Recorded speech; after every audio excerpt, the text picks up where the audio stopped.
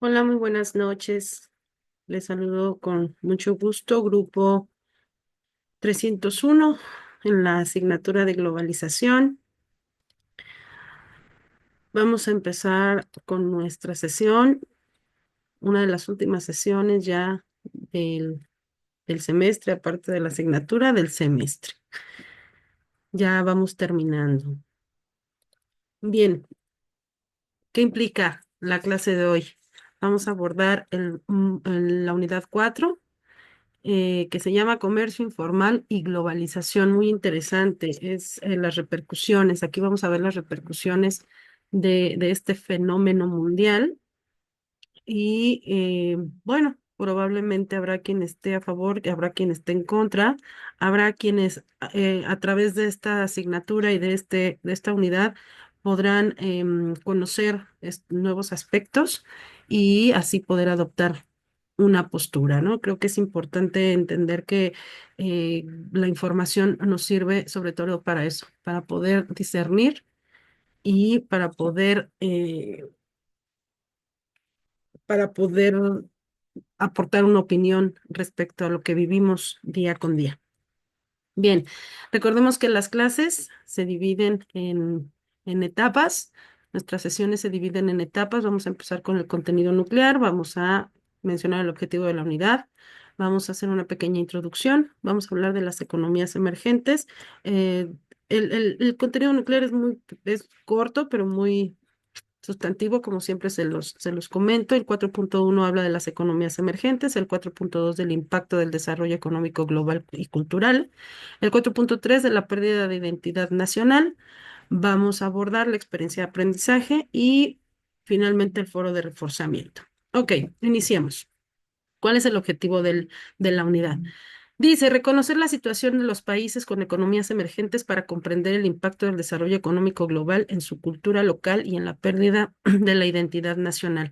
Ya vimos en otras unidades, perdón, cómo es que se da o qué es el fenómeno de la globalización, cómo es que se empezó a dar, y lo platicamos en alguna sesión, que se dio desde el descubrimiento de América, incluso antes, con el Imperio Romano, también ya hablábamos de ese comercio exterior y con ello a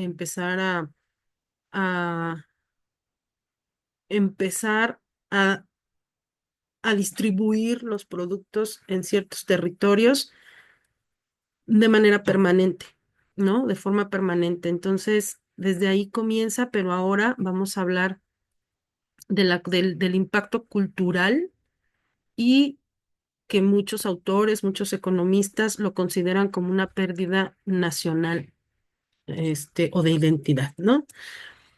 ¿Qué es una economía emergente? Es importante, aquí el módulo, recordemos que se llama Comercio Informal y Globalización. ¿Por qué? Porque a través de la globalización, el impacto de estas grandes empresas y multinacionales han venido, si bien es cierto, a generar un gran impacto comercial, también es cierto que eh, con la implementación de la tecnología ha venido a sustituir mucha mano de obra. La gente tiene que subsistir y entonces se genera mucho comercio informal. Y el comercio informal más la globalización es lo que dan como resultado una economía emergente, ¿sí? No es lo mismo economía emergente a comercio informal. Otra vez, el comercio informal más la globalización dan como resultado un país de economía emergente. ¿Qué es una economía emergente? Te lo voy a leer como lo vas a encontrar y ahorita lo desmenuzamos. Dice, un mercado emergente es un país que tiene algunas características de un mercado desarrollado, pero no cumple con los estándares para ser denominado mercado desarrollado. Esto incluye países que pueden convertirse en mercados desarrollados en el futuro o que lo fueron en el pasado. Es decir, las circunstancias de esos países son potenciales. Ahorita vamos a ver las características de las economías emergentes. Sin embargo, eh, no tienen una consolidación económica o una economía sólida. Es muy fluctuante por las características económicas que da el impacto de la globalización. Entonces, Imagínate, mira, te voy a poner aquí, también te lo puse. ¿Qué países representan economías emergentes? En América Latina, Argentina, Brasil, Chile, Colombia, México y Perú. Esto es al 2024, ¿eh? Después, en Asia, China, India, Indonesia, Malasia, Filipinas, Tailandia y Vietnam. En Europa, Hungría, Polonia, Arabia Saudita, Sudáfrica y Turquía, así como Medio Oriente y África. Territorios importantes, territorios productivos, territorios con recursos naturales, sin embargo, con una inestabilidad económica también importante. ¿Qué características tienen las economías emergentes? Y como dice aquí, México es una economía emergente. Vamos a ubicarnos en México porque lo somos y entonces tendremos ejemplos de dónde tomar para poder reconocer esta economía, este tipo de economía. 8 características de una economía emergente. Población joven en expansión, la tenemos, ¿sí? Aunque es cierto que la pirámide poblacional hoy por hoy se está invirtiendo y que la probabilidad de vida o el estándar de vida está incrementando, es cierto que las personas jóvenes, no adolescentes ni niños, pero sí la población joven en expansión la tenemos.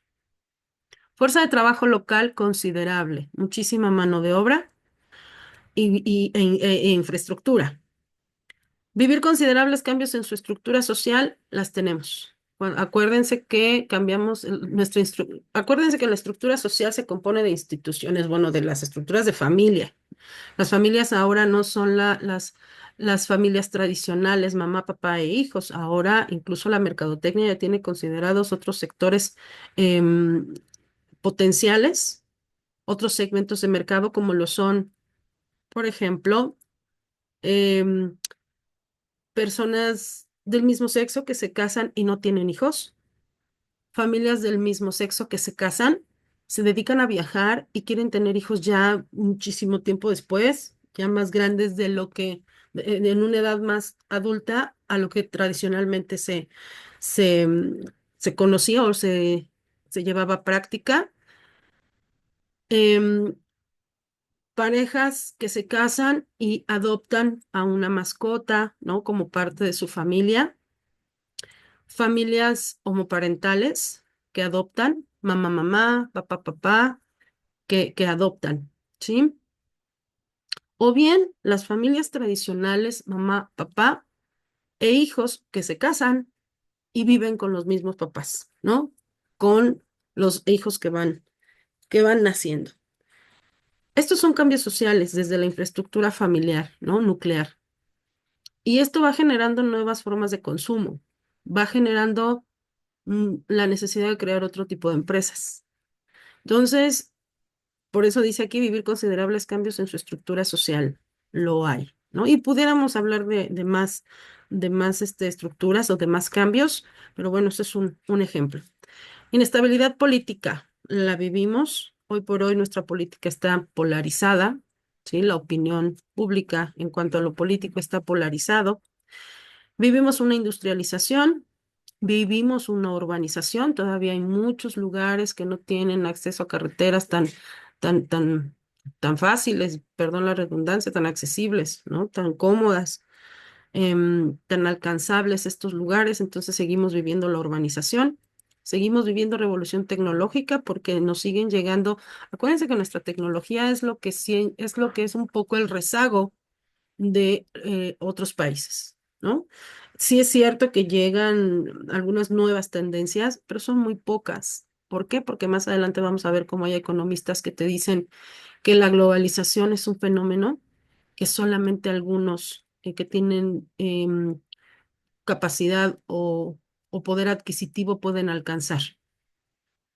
Y seguimos en un crecimiento de la clase media. Am, no quiere decir que no exista pobreza. No quiere decir que no tengamos, que los pobres se dejen de ser pobres. Y no lo quiero decir despectivamente, sino como esa clasificación que la tiene nuestra economía, sino que aquellos que la gente tiene más espíritu de preparación para poder obtener mejores trabajos y tener una mejor calidad de vida. A eso se refiere crecimiento de la clase media, ¿sí? Am, Ahora ya podemos ver gente que a lo mejor mm, no tiene una infraestructura sólida en casa, ¿no? Con los servicios básicos necesarios. Y te lo digo con mucho respeto porque lo vivo, ¿no? Dentro de una de las escuelas que estoy trabajando, en donde em, a lo mejor no tienen esta comodidad de una regadera, de un boiler. Tienen todavía, como muchas veces nos ha pasado, tener que calentar agüita con una resistencia, pero le pagan la colegiatura de alguna escuela particular chiquita, ¿cierto? Pero una colegiatura mes con mes a sus hijos, ¿no? ¿Esto qué quiere decir? Que su intención es incrementar la calidad de vida y entonces en ese momento van a pertenecer o están trabajando para poder pertenecer a una clase media. Bien, fíjate que yo te quiero contar una experiencia que nos va a abrir un poquito, a lo mejor te abre un poquito más el panorama de qué va esta unidad. Am, Desde hace mucho tiempo yo siempre decía, si yo tuviera mucho dinero, yo pondría un negocio. ¿Cuál? Pero un negocio grande. Yo decía, ¿cuál, cuál pondría? Pondría una plaza comercial. Ay, pero la plaza comercial hay muchas. Y de ahí me surgió la idea, porque decía, ¿por qué levantan tantas plazas comerciales? Siempre todos los terrenos son plazas comerciales. Hoteles express, ¿no? De gente que llega de negocios y es nada más para pernoctar o para bañarse o para tener una estadía corta porque llega a algún negocio, algún trabajo y se va. Dentro de estos mismos hoteles se generan plazas comerciales y todos son plazas comerciales. Yo decía, bueno, ok, vámonos sobre una plaza comercial. Yo pondría una plaza comercial de puras empresas mexicanas, y que se le dé el nacionalismo pertinente y que nos represente y que, y todo el mundo me decía, no. Y cuando yo lo platicaba, no, no, no, y me decepcionaba, ¿sabes? Estoy hablando de esto hace como unos 15 años, 20 años, cuando empezaron a proliferar las plazas comerciales, 20 años. Y con el paso del tiempo entendí que esto se debía a la globalización, que esto se debía a que efectivamente la globalización puede ser que beneficie a estas empresas multinacionales. Y entonces, lejos de poner el producto al alcance de los consumidores, pone la identidad de la marca, ¿no? Y la vamos haciendo propia.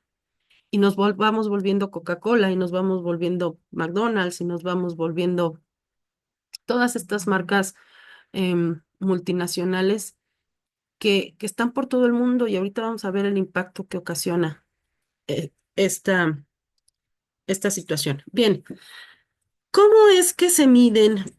Es muy importante. Mira, aquí hablamos dentro de las características de las economías emergentes, ya vimos las características, pero ¿cómo es que se mide? ¿Cómo es que se observa? ¿Cómo podemos saber cuál es el estado de salud de una economía dentro de un territorio o de un país?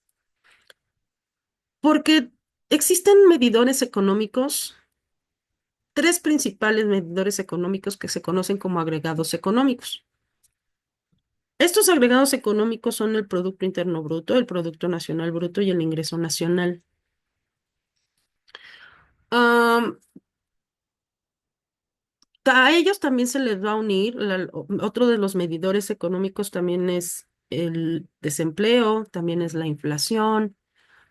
Existen otros más, ¿no? Sin embargo, los principales medidores económicos son estos tres. ¿Qué nos indica cada uno de ellos? El Producto Interno Bruto, te lo voy a poner en palabras muy simples, son las ganancias o la derrama económica que dejan los residentes de un país.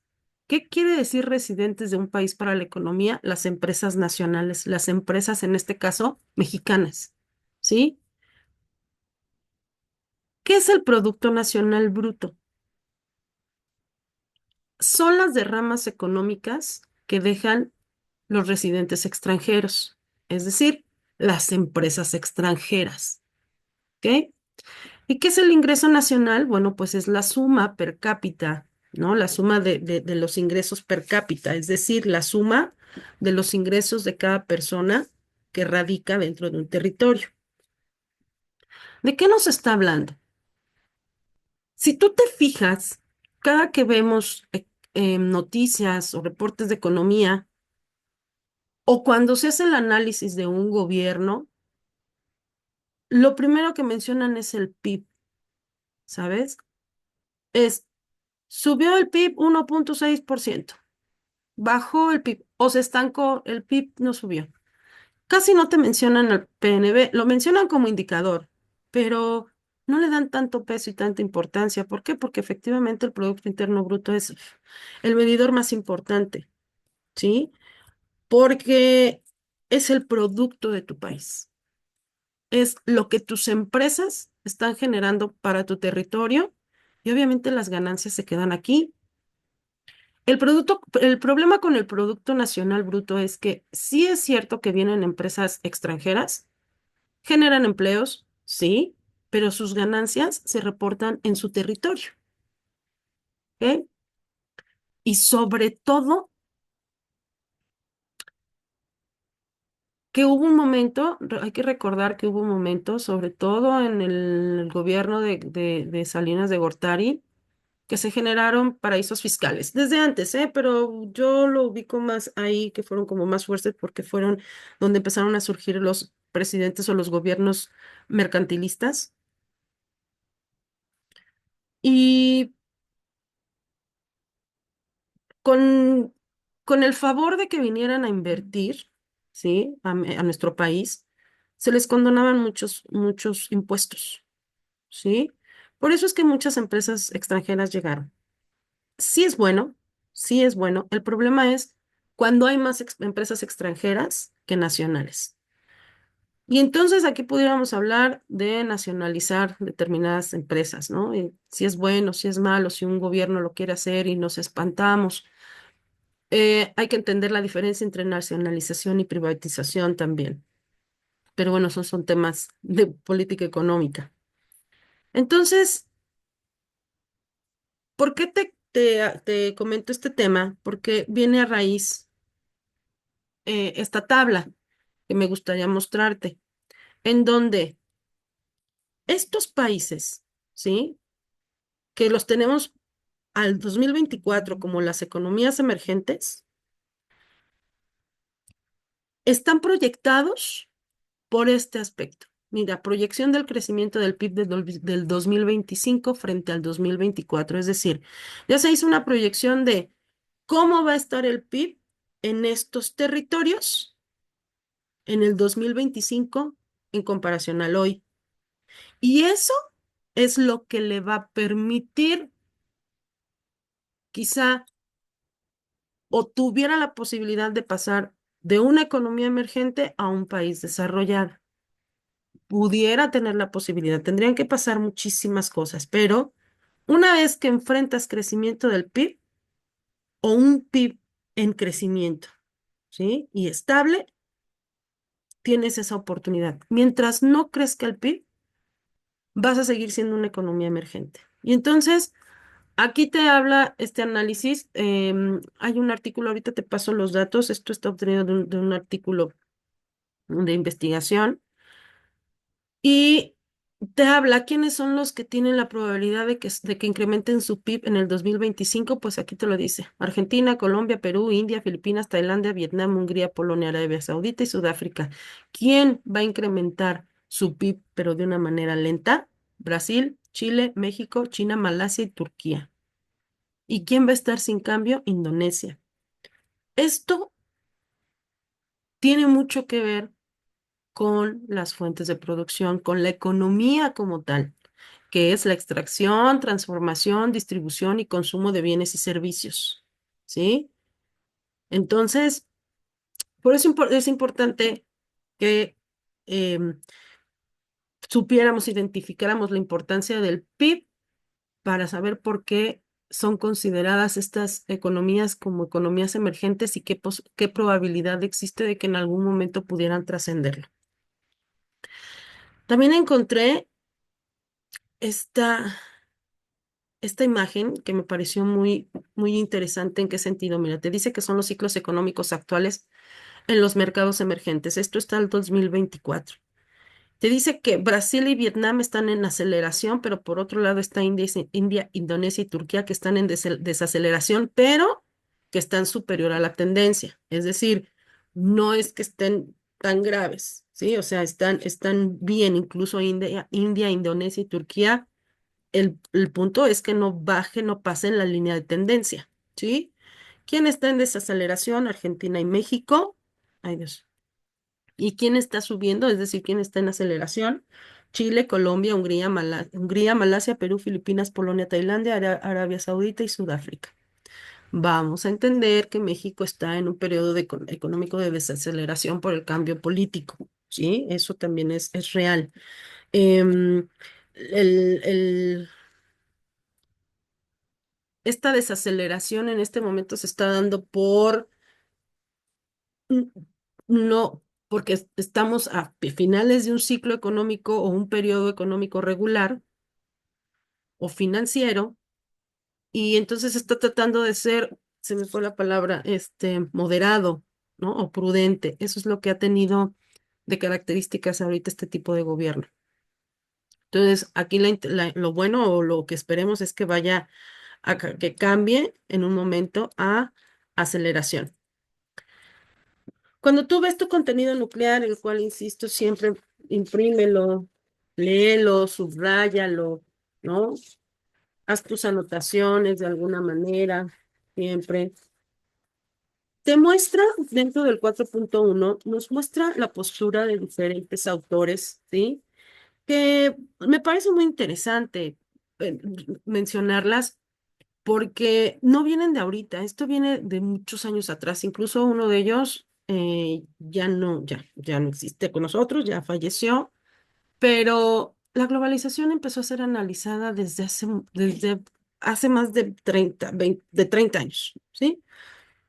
Y como toda situación tiene su lado positivo y otro no tan positivo, y ellos están analizando el lado no tan positivo de la globalización. ¿A quién tenemos primero? A J. Stiglitz. Lo vas a escuchar muchísimo, es un economista muy famoso y profesor estadounidense. ¿Y qué dice a grandes rasgos el de la globalización? Dice primero que la globalización es, como lo dice aquí, un efecto devastador, ¿sí? Que pueden tener en los países en desarrollo, particularmente en los pobres de esos países. Y es lo que yo te decía. ¿Por qué? Ah, porque llega el consumismo. Acuérdate que con la globalización llega el consumismo y entonces la expectativa de calidad de vida es obtener productos, ¿sí? Más que la cultura financiera, más que la cultura de los recursos o de administración financiera. Entonces lo que se pretende es tener dinero para comprar y poder comprar los productos que nos venden o que ponen a nuestro alcance a través de la globalización. Y después dice, considera que la globalización puede llegar a ser una fuerza benéfica para el enriquecimiento de todos, pero para que ello suceda es necesario replantear profundamente el modo en que la globalización ha sido gestionada. ¿De qué habla? Que no es mala la globalización, pero como se ha llevado a cabo de manera uniforme, de manera igual, no ha sido efectiva. Él en algún momento plantea que hubiera sido importante, y digo hubiera, porque el efecto de globalización ha avanzado aceleradamente y no sé, al final incluso nos dice si existe o si creemos que hay forma de parar este fenómeno. pero que hubiera sido interesante que se regularan qué tipo de empresas llegaban a qué tipo de países, ¿sí? Dependiendo de sus necesidades, dependiendo de sus recursos, dependiendo de su ingreso incluso, ¿no? Y como para qué llegaban. Es lo que en algún momento planteaba. Después, ¿a quién tenemos? Tenemos a Saskia Sassen. Saskia Sassen es una socióloga, escritora y profesora neerlandesa. eh, y fíjate de lo que te habla. Primero, te habla que el fenómeno de la globalización produce un efecto doble en las comunidades expuestas a él. Es lo que platicábamos. ¿A qué efecto doble se refiere? A que puede ser muy benéfico, ¿sí? Para aquellos que tienen un nivel de ingresos considerable, pero puede ser lamentable para aquellos que no tienen ese nivel de ingresos, que no tienen el poder adquisitivo para poder comprar determinados productos de determinadas empresas. Eh, y en algún momento hubo un análisis, cuando empezaron a hacer el análisis sobre las causas del narcotráfico, de por qué había evolucionado y había crecido tanto los cárteles. Digo crecido tanto los cárteles y después evolucionado, porque hay que recordar que cada vez se reclutaba más la gente en estos cárteles, ¿no? Y bajo estas actividades. Y un análisis, un analista decía que era también fenómeno de la globalización. ¿Por qué? Porque no había dinero que alcanzara o no había trabajo legal que alcanzara que te pudiera permitir adquirir todos estos productos que ponen a nuestra disposición. Entonces, ¿qué era lo que tenía que hacer este tipo de personas que no tenían o que veían esta alternativa? Pues se unían a ella, ¿no? ¿Por qué? Porque quieren ganar dinero, porque quieren ganar poder rápido. Obviamente, sin ver las consecuencias. Pero una de las partes del análisis decía que era lo que pasaba, que el dinero rápido, fácil y tomando en cuenta que la pérdida de valores sociales también ha incrementado, pues obviamente es una actividad donde ha proliferado, ¿no? Es una actividad que ha proliferado, que ha crecido cada vez más la gente que reclutan. Es información que nos llega y cada uno tendrá su postura, pero bueno, aquí la tenemos. Después, ¿qué dice? Dice que la globalización impulsa a un cosmopolitismo capitalista basado en el consumo y los modelos de negocios multilaterales. ¿Qué es el cosmopolitismo? Este término tiene muchos años que existe, ¿eh? Muchos, te estoy hablando de más de 50 años, ¿no? ¿Qué es ser cosmopolita? Ser cosmopolita es aquel que habita, aquel ser humano que habita o puede habitar en la mayor parte de los climas y lugares, aquel ser humano que puede adaptarse a cualquier parte del mundo, a la mayor parte del mundo, ¿sí? ¿Qué es el cosmopolitismo? Es la idea de que todos los seres humanos son miembros de una única comunidad. ¿Qué pasa? Es un término que a lo mejor pudiera reflejarse como poder de ese ser humano, una gran capacidad, pero a través del tiempo te vas dando cuenta que esta persona que pudiera ser adaptable a la mayor parte de los climas y lugares del mundo va perdiendo identidad, ¿sí? Porque acuérdate que la identidad la tomas a través de las raíces, del nacionalismo, de las tradiciones, de los valores locales, a través de la lengua. em, Y cuando tú tienes esa capacidad de poder estar aquí o en China o en Rusia, donde las culturas son, incluso hablamos del choque cultural, pues entonces vas perdiendo identidad. Ese es el cosmopolitismo, ¿sí? Dice, el cosmopolitismo es a la vez prescriptivo y aspiracional y cree que los seres humanos pueden y deben ser ciudadanos del mundo en una comunidad universal. Todos para todos. Y aquí me permitiría yo preguntarte. ¿Tú qué piensas? ¿El nacionalismo es bueno? ¿El cosmopolitismo es bueno? Yo creo que son las posturas de cada quien, pero bueno, son términos que se acuñan a raíz de esta globalización. Dice, pero por otro lado, la globalización motiva un regreso a los valores del nacionalismo, el etnicismo y la xenofobia. Es decir, ok, ya está la globalización, ya está el cosmopolitismo, pero habrá personas que están no a favor y entonces eso permite que las que no están a favor tengan más estos elementos o estos valores, que es el nacionalismo.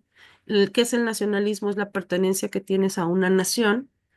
¿Qué es el etnicismo? Pues son el respeto a las afinidades raciales, lingüísticas y culturales de un territorio.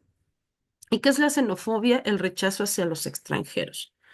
Habría que moderar la palabra rechazo hacia los extranjeros, es decir, en cuanto vengan a, mm, a implantar, ¿no? Su cultura, sus valores, porque este ha sido también un encuentro de términos cuando hablamos del turismo, que es una gran fuerte económica, viene a darnos una gran derrama económica en nuestro país, pero también por otro lado tenemos como por ejemplo un San Miguel Allende, que el 70% de los habitantes, 60% de los habitantes ya son extranjeros y son habitantes, ¿no?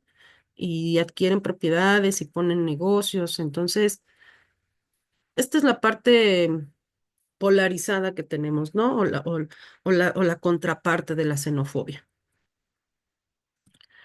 Y finalmente, ¿a quién tenemos? A este gran sociólogo y filósofo y ensayista polaco-británico. Fíjate, es un ensayista polaco-británico que es de origen judío, es decir, fue un gran sociólogo que conoció bien la cultura polaca británica y que empezó a ver, él ya falleció, pero él tuvo la oportunidad de observar de inicio el fenómeno de la globalización.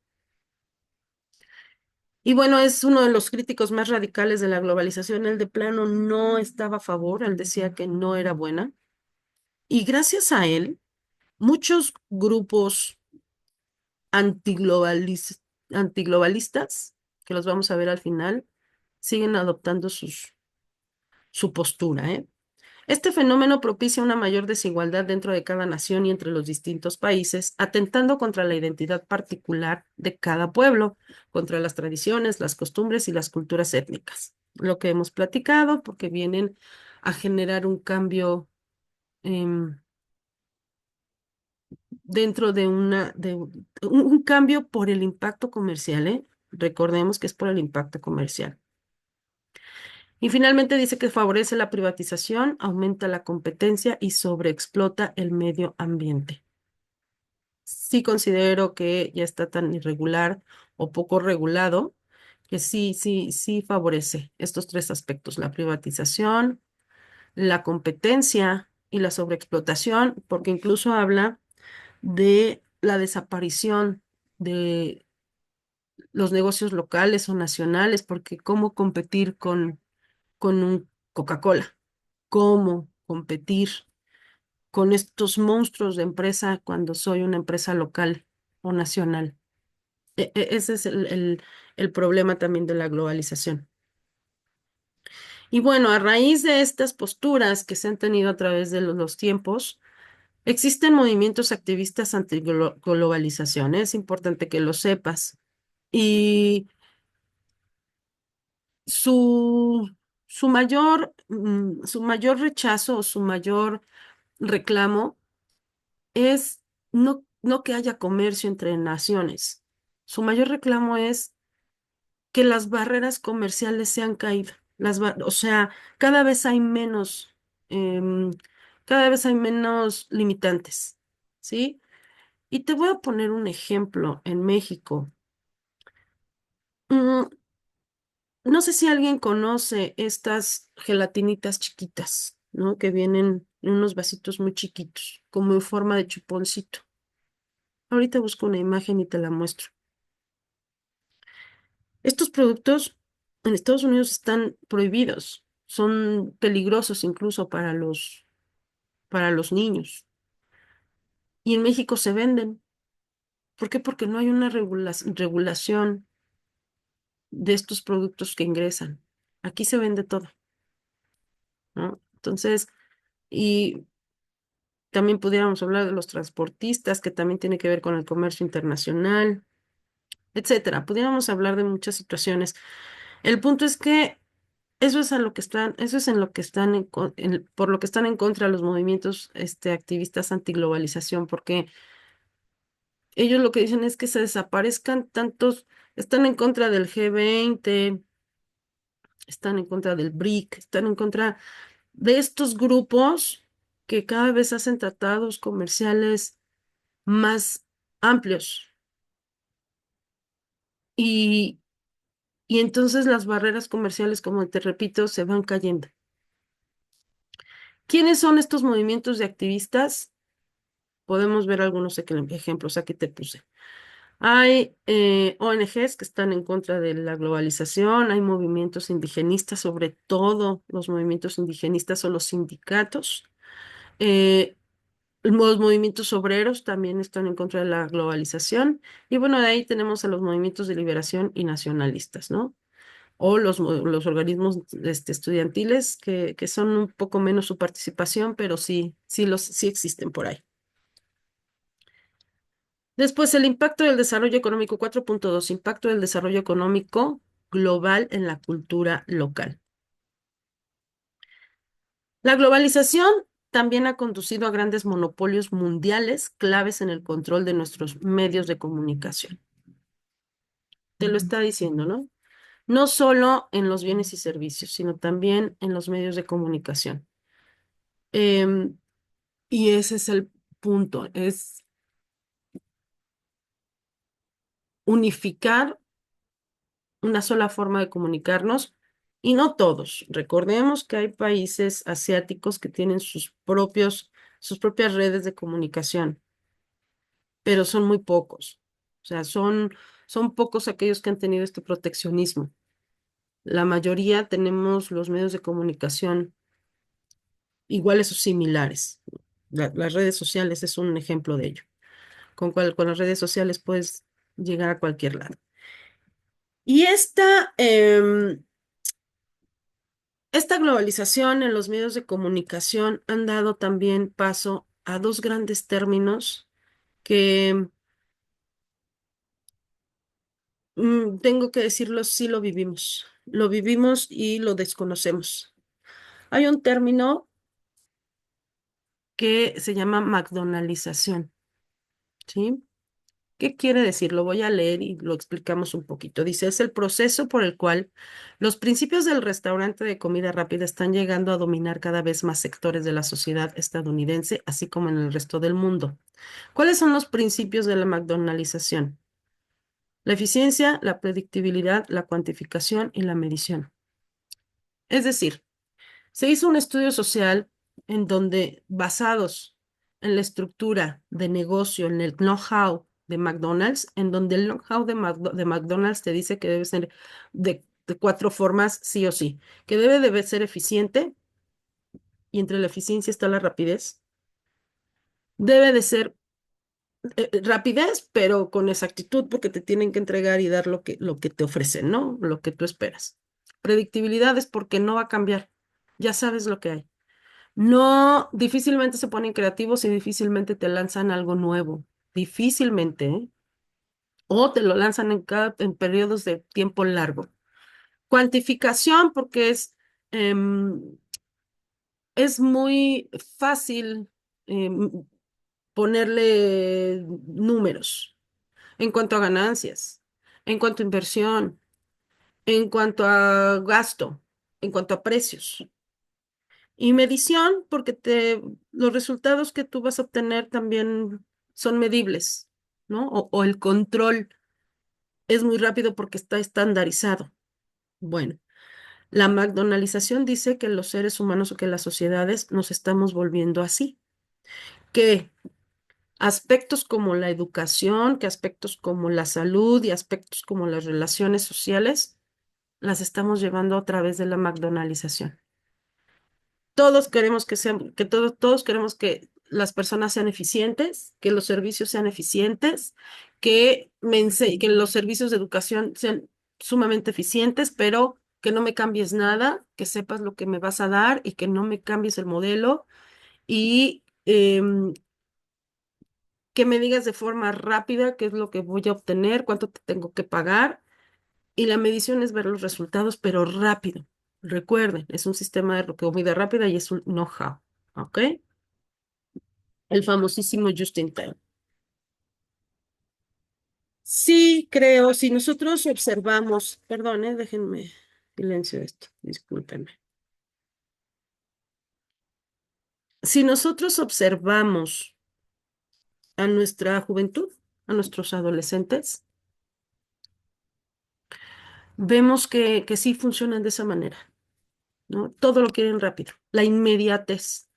No saben esperar, no saben pedir, no saben, no tienen la resiliencia, se frustran muy rápido. Y no nada más ellos, nosotros también ya estamos alcanzando estos parámetros. ¿Por qué? Porque la tecnología todo lo tenemos en un clic. Los que tenemos hijos adolescentes lo estamos viviendo. El sábado le decía yo a mi hijo, ay, ¿no se te antoja como algo? Me dice, sí, vamos a pedir algo en Rappi. Dije, ay, no, ¿por qué? O sea, no, vamos. Ay, no, mamá. O sea, mira, unas papas familiares, papas a la francesa familiares, 75 pesos y no te mueves. O sea, no. Y no lo hice ir, ¿eh? Por más que le dije, vamos, mira, y sirve que salimos tantito. No. Y entonces pasa el tiempo y él ya está pensando, ya pasó el tiempo, ya no tardan en llegar. Y efectivamente, a los 30 segundos llegaron. Eso es lo medible, ¿sabes? Entonces, sí, sí lo estamos viviendo. Y si no tenemos cuidado, los grandes vamos a caer en lo mismo, ¿eh? Bien, otro aspecto que da la globalización en la comunicación, la famosísima glocalización. ¿Qué quiere decir glocalización? Este es un término de mercadotecnia que se ha usado desde hace 25 años, ¿eh? Cuando empezó la proliferación de las empresas multinacionales, cuando empezó a darse más el término, o más bien empezó el auge de que ya no eran empresas chicas, medianas, grandes. Ahora son pequeñas, empresas pequeñas, chicas, medianas, grandes, nacionales, internacionales, multinacionales y globales. ¿Qué es una globalización? Aquí te lo dice, te lo voy a leer. Dice, consiste en adoptar los patrones globales a las condiciones locales. Es decir, estas empresas grandes, globales, tienen una facilidad para adaptar sus productos, su mercado, su marca, su infraestructura a localidades pequeñas. Tiene todo para poder llegar de lo grande a lo más pequeñito. Tiene el alcance, cosa que no pasa al revés. Cosa que una empresa local no tiene la capacidad para llegar a estos grandes rincones del bobo, a estos lejanos rincones del mundo, ¿sí? Aquí te puse unos ejemplos y lo vivimos. Mira, McDonald's ofrece productos adaptados a los gustos locales como la McAloo Tikki en la India. Recuérdate que en la India está parte de la carne de res y bueno, pues él generó un producto porque tiene la capacidad. La Coca-Cola que ha lanzado sabores locales como el melocotón en Japón. O IKEA, IKEA lo puedes ver en los anuncios de televisión abierta y te dice, ajusta su inventario según los estilos de vida locales, ofreciendo futones en Japón y closets más grandes en Estados Unidos. IKEA vende muebles y vende muebles según las estructuras en donde está su empresa, ¿no? Aquí si tú vas a una tienda de IKEA, te venden muebles que son adaptables a espacios, sobre todo pequeños. Pero si los quieres hacer grandes, los haces grandes, es decir, los se distribuyen de esa manera. ¿Por qué? Porque esa es la estructura de viviendas que tenemos en México. Como puedes tener viviendas muy grandes o cada vez más pequeñas, pero se ajusta. El punto de aquí es que se ajusta. Bueno, y finalmente hablamos, el último tema es la pérdida de la identidad nacional.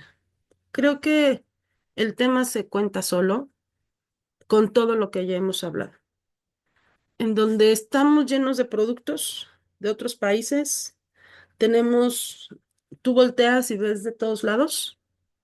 Sí es, no es que no es que sea malo, considero yo, ¿eh? No es que sea malo, simple y sencillamente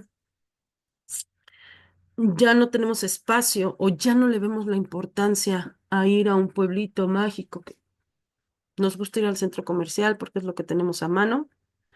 Y a mí me gustaría que hiciéramos un análisis de cuántas de las marcas que hay en estos centros comerciales en realidad son mexicanas. Yo tengo aquí muy cerca una plaza, Plaza Tlalne, y a mí me daba mucha emoción. Fíjate, qué chistoso, qué curioso. Cuando la pusieron había una tienda que se llama Pineda Cobalín. Pineda Cobalín es mexicana y hace mucho a lo tradicional, a los bordados, a los escudos nacionales, a lo mexicano. Pero la marca es cara, ¿no? Una pañoletita de Pineda Cobalín te puede costar 1,500 pesos, 1,800 pesos. Yo nunca compré, no está a mi alcance, pero, y no lo ves en cualquier tienda, Pineda Cobalín. Pero me daba mucho gusto, ¿sabes? Me daba mucho gusto ver una empresa mexicana ahí. Y yo siempre la vi así. Yo decía, ¿cómo sobrevive? Pues, oh sorpresa, que ya no está, ¿no? Pero llegan otras extranjeras y cada vez más chinas. Por eso tu tarea, no creo si es la tarea, la experiencia de aprendizaje, se llama el mercado chino, ¿no? Bien, pues aquí termina nuestro tema. Eh, Tienes por aquí ya la experiencia de aprendizaje. Te habla de un ensayo. Ah, pero espérame, te quería mencionar algo. Dentro de me parece muy interesante, esto yo nunca lo había leído. Dentro de tu contenido nuclear, te habla, fíjate, viene un párrafo muy interesante y habla de la pérdida de la identidad nacional. Es quiénes somos hoy por hoy, ahorita, aquí.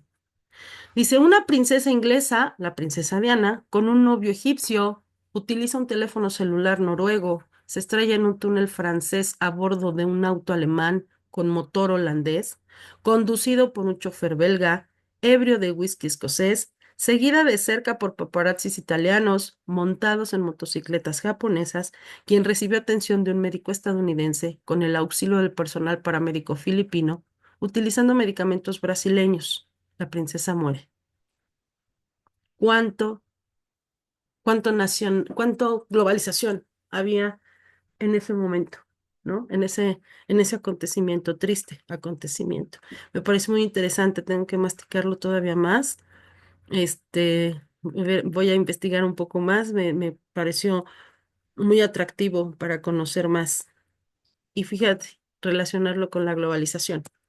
Bien, te decía que hablamos de la experiencia de aprendizaje, te está pidiendo un ensayo con cuatro aspectos. Primero, que retomes el problema prototípico, ¿no? De las muñecas artesanales, ¿te acuerdas? De Evaristo.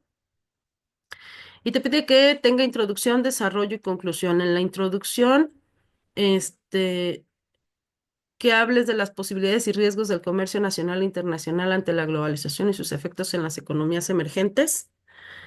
Después te habla que lo desarrolles explicando con tus propias palabras, sustentadas en por lo menos dos fuentes, cómo ha sido el impacto de la globalización en los países que no poseen la riqueza, que abordes la problemática de la pérdida de la identidad local y cultural, que analices brevemente el caso de la copia de diversos productos que realizan empresas chinas como un ejemplo de la globalización y sus efectos negativos. Y finalmente que pongas tu conclusión. Recuerden que la conclusión es una opinión personal. Sí, es importante que lo consideren de esa manera. Mandas tu archivo en PDF bajo las características que ya conoces. Y finalmente la participación en el foro, ¿sí? Aquí estas dos actividades sí te pide que investigues más. En esta ocasión no te vas a poder basar solamente en el contenido nuclear. Entonces sí te pide que investigues un poco más, pero bueno, el contenido nuclear ya lo abordamos, ya lo analizamos nosotros. Y sí te pide que busques en internet más información, ¿sí? Dice, busca en internet un video sobre el impacto de la globalización en las culturas locales y en su identidad nacional, presentando una breve descripción del mismo y una opinión que refleje tu posición personal al respecto. Coloca el enlace de tu video en un archivo en el que incluyas una portada que muestre tu opinión sobre tu posición personal de lo que muestra el video y lo envías. Y después, obviamente, participar eh, mm, interactuar, perdón, se me fue la palabra interactuar con tus compañeros. Pues hasta aquí nuestra sesión del día de hoy. Em, la próxima semana tenemos clase todavía. Espero poder verte, aunque sea una sola vez. No me dejes solita y para poder conocerte. Si tienes dudas en esa sesión, yo creo que las vamos a poder, este, aclarar. Espero poder apoyarte. Espero que estas clases te sirvan y pues pasa bonita noche. Muchas gracias. Adiós.